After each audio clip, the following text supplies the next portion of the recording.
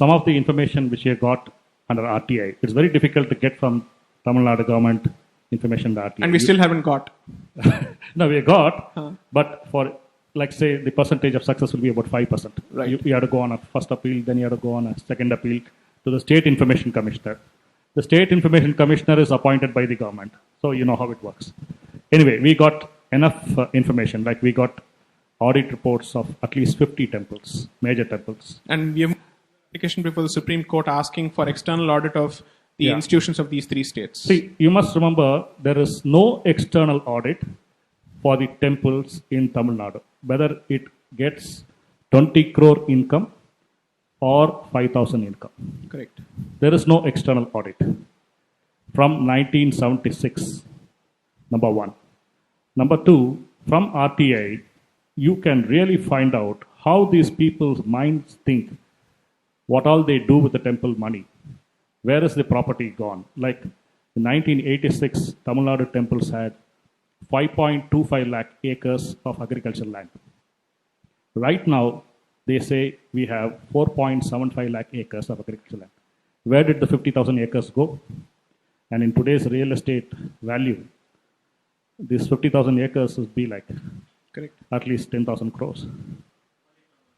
Only Tamil Nadu. Only Tamil Nadu. And Andhra Pradesh has got more lands than Tamil Nadu for temples.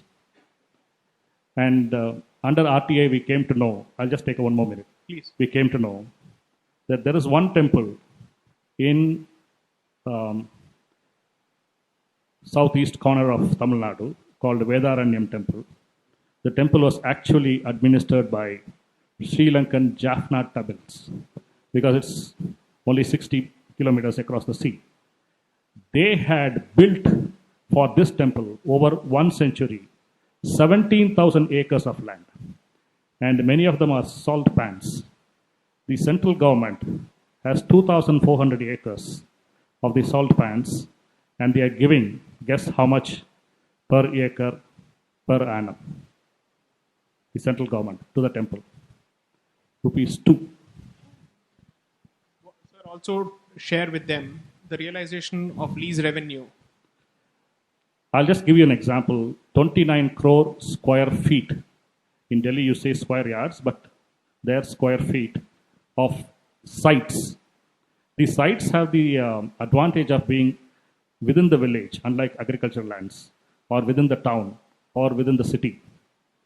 In Chennai, in one side, you have an area called Boat Club Road, which is the most expensive area in Chennai. On the other side, there are 305 grounds of land belonging to Kapalishwara temple. As per the official valuation, for each ground per month, the rental is 3,75,000. But for the 305 grounds, government is realizing 3,000 rupees per month. You know, if you get a 3 lakh per ground per month, there need not be any Hindu poor child paying for their education across 1 mile of the temple.